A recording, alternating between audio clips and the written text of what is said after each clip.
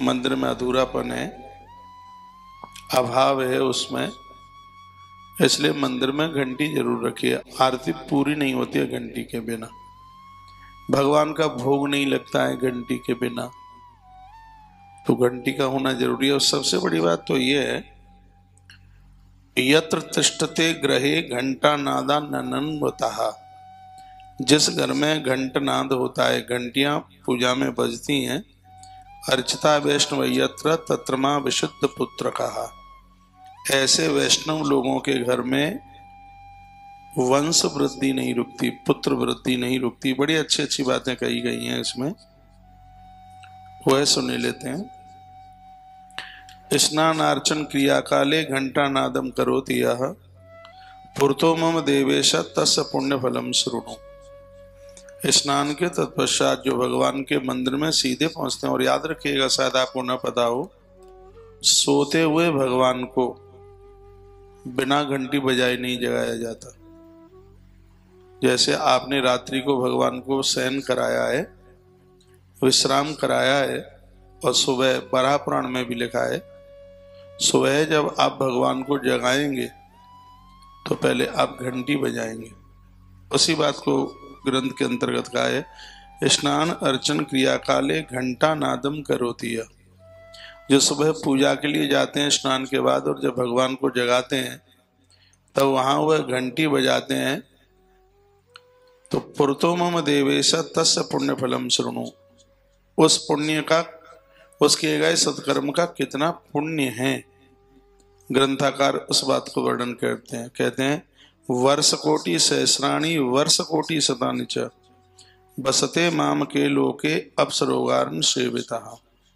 जो पूजा में नित्य घंटियां बजाते हैं, भगवान को घंटी बजाते हैं पूजा आरती में, बसते माम के लोके, भगवान कहते हैं वह लोग एक रूप से, एक शरीर से वर्ष कोटि सहस्राणी, हजारों करोड़ों वर्षों तक वो भक्त मेरे चरणों में आनंद लेते हैं। घर में तो किसी भी प्रकार का कोई दोष रह ही नहीं सकता। इस घंटी की इतनी बड़ी महिमा है। और देखिए सब बातें ग्रंथ में लिखी हैं, कोई बनावटी तो बात है नहीं। मैं तो एक सूत्र बोलकर उसका व्याख्यान आपके सामने करके चल रहा हूं। तो सर्व बाधा मयीम घंटाम सर्वदेव मयीयता। घर में किसी भी प्रकार की बाधा है, बच्चों के विवाह में अवरोधकता है, बाधा है, और भी ऐसी तमाम चीजें हैं। कहीं से पैसा आता रुक गया, काम बनते बनता रुक गया, बच्चों को सफलता प्राप्त करते करते और एकदम अचानक रुक गई, लगा सर्वबाध मयीम घंटा सर्वदेव मयीयता।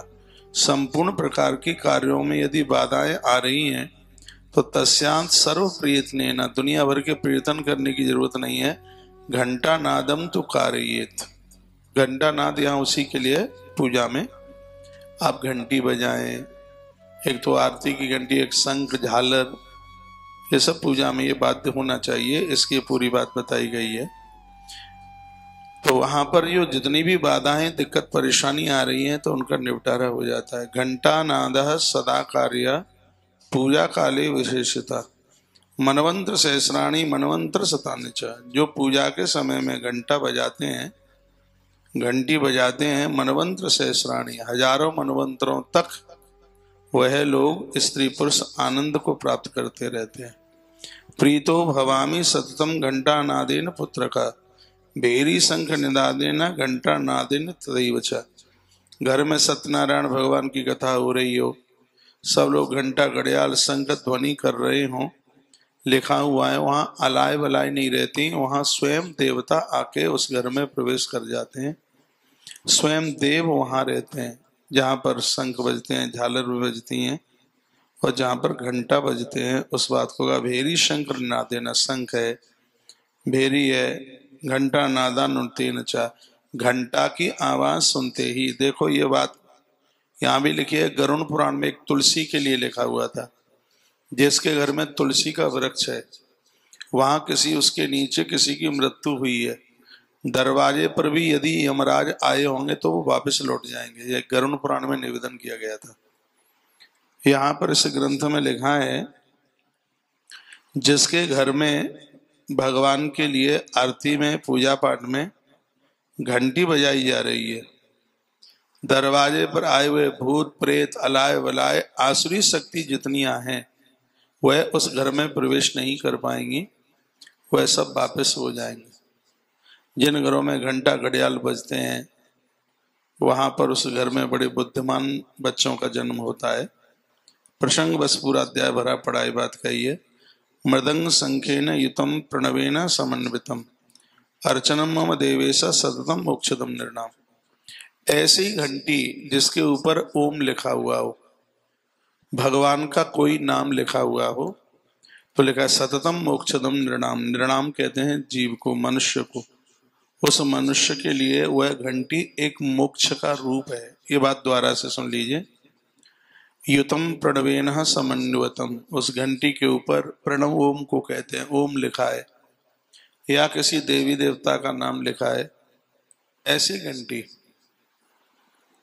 आप जो राम नाम की चद्दर ओढ़ते हैं उसकी भी महिमा है। जो आप शरीर में एक वस्त्र पहन लेते हैं उस पर लिखा है ओम नमः शिवाय, नमः शिवाय, कमर से नीचे नहीं हो। और जो आप भगवान के नाम का जो वस्त्र पहनते हैं उस शब्द की, उस नाम की बहुत बड़ी महिमा है। उसका वर्णन किया है, मृदंग संख्येन युतम प्रणवेन समन्वितः। प्रणव के साथ में, यानी कोई भगवान का नाम उस घंटी के ऊपर लिखा है। आपने देखा है कभी लोग अंगूठी पर भगवान का नाम लिखवा देते हैं? आपने देखा है लोग अपने हाथ पर भगवान का नाम लिखा देते हैं? किसी ने जय श्री राम लिखवा दिया, किसी ने श्री हरि लिखवा दिया। ये भगवान के नाम को हम आंखों से देखेंगे या जिह्वा उसका उच्चारण करेगी, उस समय महापातक जीव से टपक के नीचे गिरेंगे, अपराध रहेंगे ही नहीं। उसका ये इतना बड़ा प्रभाव है। लिखा है घंटी के ऊपर लिखा हुआ भगवान का नाम सततम मोक्षदम नृणाम, मनुष्य के लिए वो एक मोक्ष का कारण है। ये लिखा है यत्र तिष्ठेतः पुरतो घंटा नादान मृत्यु। ओह, कमाल कर दिया। क्या लिखा है? जहां जहां तक घंटी और शंख मृदंग की आवाज पहुंचती है